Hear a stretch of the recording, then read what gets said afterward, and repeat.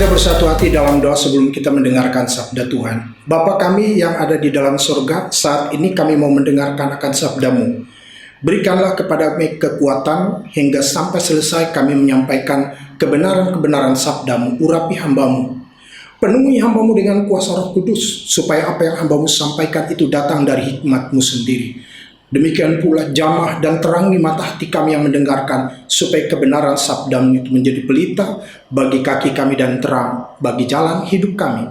Dalam nama Tuhan Yesus Kristus kami berdoa, haleluya, amin.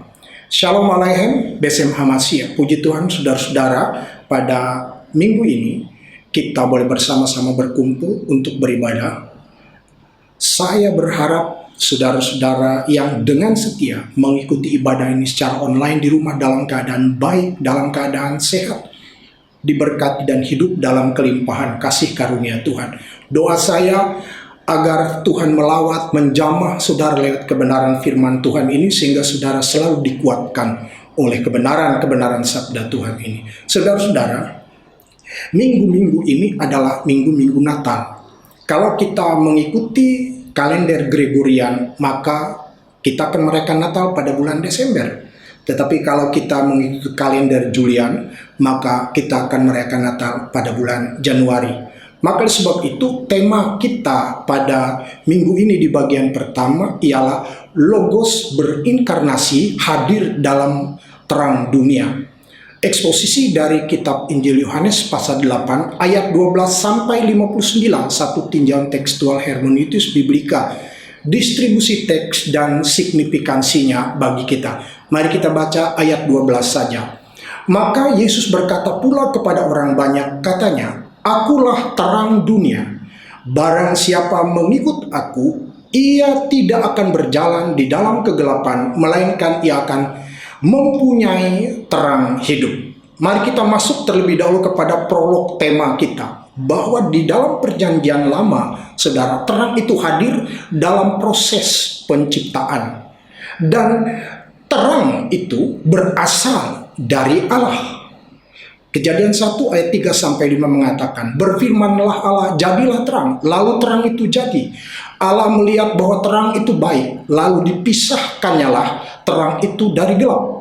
Dan Allah menamai terang itu siang, dan gelap itu malam. Jadilah petang, dan jadilah pagi, itulah hari pertama." Saudara-saudara, hal ini memberitahukan kepada kita bahwa Allah lah yang berkuasa mengatur kehidupan di bumi. Bahwa alam semesta bukan bergantung kepada matahari. Ketika Allah menciptakan terang, meskipun pada prosesnya di kemudian hari matahari memegang peranan penting dalam kehidupan manusia sebagai sumber terang, energi dan menyokong kehidupan alam semesta. Tetapi dasarnya telah dipahami bahwa Allah lah sang empunya kehidupan. Dia adalah empunya terang dan ia bersemayam di dalam terang. Mari kita bandingkan dengan 1 Timotius 6 ayat 16.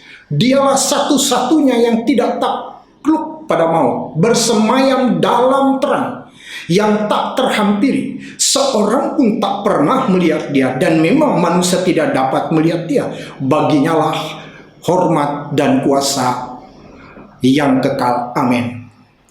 Oleh karena itu, saudara, melihat pada kebenaran teks ini, bahwa Allah Tritunggal adalah sumber terang itu. Dia adalah sumber yang paling awal, dasar dari segala terang. Nah, dalam perjanjian baru, terang itu hadir dalam inkarnasi. Bahwa hakikat Kristus adalah Allah. Dia adalah sang firman, dan dia adalah sang pencipta, sumber hidup. Dan hidup itu adalah terang manusia. Mari kita bandingkan dengan Yohanes 1 ayat 1-9. Pada mulanya adalah firman. Firman itu bersama-sama dengan Allah, dan firman itu adalah Allah. Ia pada mulanya bersama-sama dengan Allah. Segala sesuatu dijadikan oleh dia, dan tanpa dia tidak ada sesuatu pun yang telah jadi dari segala yang telah dijadikan. Ayat 4, dalam dia ada hidup, dan hidup itu adalah terang manusia. Terang itu bercahaya di dalam kegelapan, dan kegelapan tidak menguasainya. Datanglah seorang yang diutus Allah, namanya Yohanes. Ayat 7. Ia datang sebagai saksi untuk memberi kesaksian tentang terang itu, supaya oleh dia semua orang menjadi percaya. Ayat 8. Ia bukan terang itu, tetapi ia harus memberi kesaksian tentang terang itu. Terang yang sesungguhnya, yang menerangi setiap orang sedang datang ke dalam dunia. Saudara-saudara, dari perbandingan teks ini, bahwa ciri khas yang unik dalam teks ini ialah bahwa logos atau firman itu adalah anak Allah yang berinkarnasi di dalam rangka memperkenalkan Allah sepenuhnya. Mari kita bandingkan dengan Yohanes 1 ayat 14 dan 18. Firman itu telah menjadi manusia dan diam di antara kita, dan kita telah melihat kemuliaannya, yaitu kemuliaan yang diberikan kepadanya sebagai anak tunggal Bapa, penuh kasih karunia dan kebenaran. Tidak, ayat 18, tidak seorang pun pernah melihat Allah, tetapi anak tunggal Allah yang ada di pangkuan Bapa, dialah yang menyatakannya. Jadi jelas, Kristus itu adalah sang logos atau firman yang berinkarnasi. Dikatakan menjadi manusia, diam di antara kita, dan kita telah melihat kemuliaannya sebagai anak tunggal Bapa, penuh kasih karunia kebenaran. Dialah yang menyatakan Allah itu. Saudara-saudara, mari kita lihat 3 ciri khas yang unik dalam teks ini. Yang pertama, ciri khas yang pertama di ayat 1 dan 2 dengan jelas mengatakan praeksistensi logos atau firman itu. Dikatakan pada mulanya adalah firman. Firman itu bersama-sama dengan Allah, dan firman itu adalah Allah. Ia pada mulanya bersama-sama dengan Allah. Ayat 1, saudara, dalam International Greek New Testament mengatakan, dikatakan en arche en hologos kai hologos en prostonteon kai theos en hologos. Kita bisa melihat bahwa bagaimana relasi antara logos atau firman itu dengan Allah, dan dikatakan bahwa logos itu adalah Allah. Saudara, kita juga melihat bahwa istilah pada mulanya, en arche, di situ juga dipakai Markus untuk menulis permulaan Injil. Mari kita lihat, bandingkan dengan Markus 1 ayat 1. Inilah permulaan Injil tentang Yesus Kristus, anak Allah. Lalu kita juga bisa bandingkan dengan Kejadian 1 ayatnya yang ke-1 juga dipakai. Pada mulanya di situ dipakai dengan Kejadian 1 ayat 1, dikatakan seperti ini. Pada mulanya Allah menciptakan langit dan bumi. Dan mari kita melihat lebih jauh. Istilah pada mulanya ini kita bandingkan dengan Yohanes 17 ayatnya yang kelima, bahwa istilah ini menjangkau jauh lagi ke belakang untuk melihat pada kealahan Kristus yang adalah logos sebelum dunia ada. Mari kita baca Yohanes 17 ayatnya yang kelima. Oleh sebab itu ya Bapa, permuliakanlah aku padamu sendiri dengan kemuliaan yang kumiliki di hadiratmu sebelum dunia ada. Jadi praeksistensi, ia sudah ada. Sudah lihat di situ bahwa firman atau logos itu bukan dijadikan. Dia sudah ada bersama-sama dengan Allah. Itu menunjukkan kesejajaran dan juga kesatuan, persatuan. Firman itu adalah Allah tanpa mengaburkan hipostasisnya. Lalu kita lihat ciri khas kedua dari teks Yohanes 1 ayat yang 1 sampai 9. Di ayat 3 sampai 5 menyatakan bahwa Kristus itu adalah logos kosmis. Dikatakan di situ bahwa ayat 3 mengatakan segala sesuatu. Maksudnya ialah meliputi keseluruhan materi dan eksistensi mengenai kosmos, yaitu semua yang ada di alam semesta ini. Dan menurut ayat 4, sebagai logos kosmis, hidup itu ada di dalam Dia. Maksudnya apa? Maksudnya bukan hanya hidup itu bukan hanya melalui dia, tetapi dia adalah hidup itu sendiri.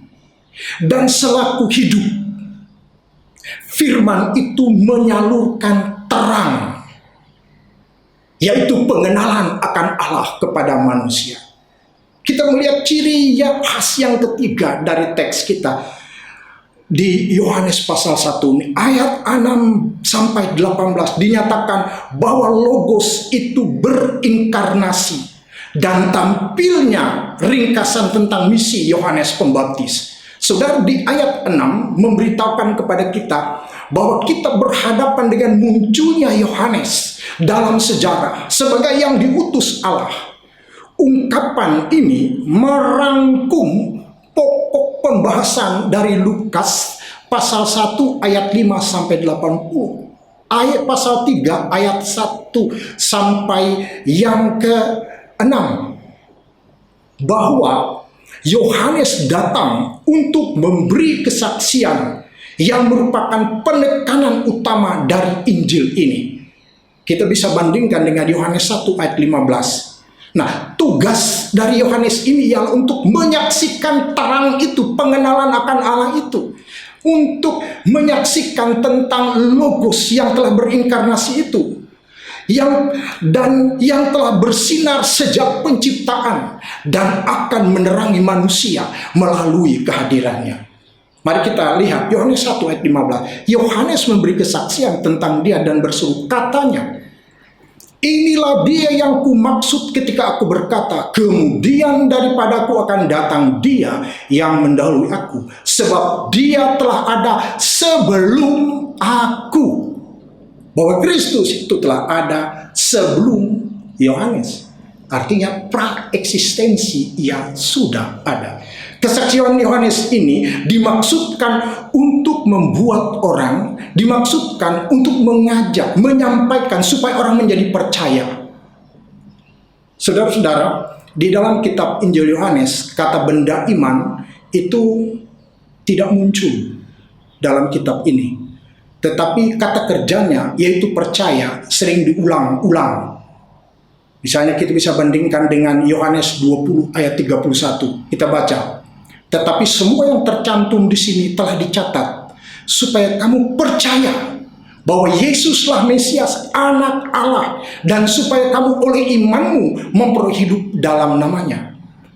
Saudara-saudara, di situ kata kerjanya pisteo itu merupakan kata kerja dari kata percaya.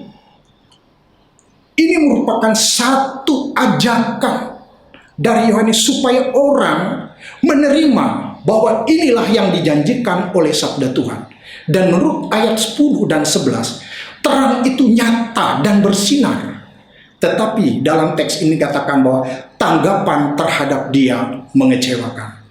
Saudara, ini ciri khas, 3 ciri khas yang nampak dalam Yohanes 1 ayat 1 sampai, terutama ayat 1 sampai 9 ini sebagai perbandingan dari bahwa Logos itu berinkarnasi dan hadir sebagai terang dunia. Nah, bagaimana dengan kesaksian Kristus sendiri? Inilah bacaan kita dalam Yohanes 8 ayat 12 tadi. Kita baca ulang. Maka Yesus berkata pula kepada orang banyak, katanya, akulah terang dunia. Barang siapa mengikut aku, ia tidak akan berjalan dalam kegelapan, melainkan ia akan mempunyai terang hidup. Yesus menyatakan dirinya, akulah.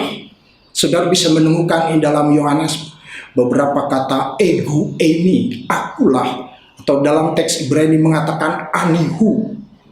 Dia mengatakan bahwa akulah itu, kata aku di sini adalah penyataan aku, adalah penyataan dia itu adalah Allah. Mari kita baca. Ego emi tupos tukosmo. Akulah terang dunia. Jadi dia tidak mengatakan bahwa aku ini penyampai terang. Aku ini penyalur terang. Aku ini utusan yang membawa terang, tetapi dia mengatakan ego, eimi, tupos, tukosmo, artinya dia menyatakan bahwa dialah sumber dari terang itu. Kata pos itu diterjemahkan sebagai terang, yang berasal dari kata paino atau menyinarkan, kata kerja paino. Nah, kata kosmos di situ dunia tentu merujuk kepada umat manusia. Oleh karena itu, saudara-saudara, mari kita lihat distribusi teks ini bagi kita yang percaya bahwa tema logos berinkarnasi atau firman itu berinkarnasi hadir sebagai terang di bagian pertama ini, atau Kristus menyatakan dirinya akulah terang dunia, artinya bagi kita adalah berbicara tentang penyataan kasih Allah Tritunggal itu dan penerobosan kasih itu ke dalam hidup manusia yang digelapkan oleh kuasa dosa. Itu artinya bahwa logos itu berinkarnasi hadir sebagai terang, itu koheren dengan perkataan Kristus, akulah terang dunia. Artinya adalah ini penyataan kasih Allah Tritunggal itu dan penerobosan kasih itu ke dalam hidup manusia yang digelapkan oleh dosa. Mari kita melihat pernyataan Kristus dalam Yohanes 9 ayat 5. Selama aku di dalam dunia, akulah terang dunia. Yohanes 12 ayat 46, aku telah datang ke dalam dunia sebagai terang, supaya setiap orang yang percaya kepadaku jangan tinggal di dalam kegelapan. Jadi Allah datang mengintervensi bahwa manusia itu tidak dapat menyelamatkan dirinya sendiri karena dosa itu serius. Itu merupakan sebuah pelanggaran terhadap kedaulatan Allah. Saudara-saudara, ketika Allah berkata jangan makan, itu pelanggaran terhadap kedaulatan Allah. Semua yang ada di depan boleh kau makan, tapi satu tidak boleh. Saudara, ketika dosa itu dibuat oleh Adam dan Hawa, mereka telah melanggar kedaulatan Allah itu. Mereka ingin menjadi seperti Allah, dan itu tidak boleh. Hanya Allah lah yang patut disembah. Karena itu, Allah Tritunggal itu melalui logos yang berinkarnasi, dia menerobos kegelapan manusia itu. Kegelapan manusia di dalam dosa itu. Supaya dikatakan di dalam Yohanes 3 ayat 16, setiap orang yang percaya tidak binasa, melainkan beroleh hidup yang kekal. Itu sebabnya puji Tuhan, saudara dan saya hari ini adalah anak-anak yang telah tinggal di dalam terang Kristus itu.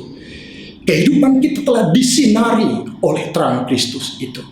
Dan kehidupan kita akan dipimpin di dalam kemuliaan terang itu. Terpujilah nama Tuhan Allah Tritunggal itu yang telah menyelamatkan kita dari kegelapan dosa. Petrus berkata bahwa ia telah memanggil kita keluar dari kegelapan, masuk di dalam terangnya yang ajaib itu. Puji Tuhan, semoga firman Tuhan ini menguatkan hati dan jiwa kita semua. Amin. Mari kita berdoa. Bapa kami yang ada di dalam surga, yang kami sembah di dalam nama Tuhan Yesus Kristus, pada saat ini kami bersatu hati berdoa untuk kebenaran sabdamu. Biar ini menopang, menguatkan iman kami, memperbaharui komitmen kami atas kasih-Mu yang mulia. Dalam nama Tuhan Yesus. Amin.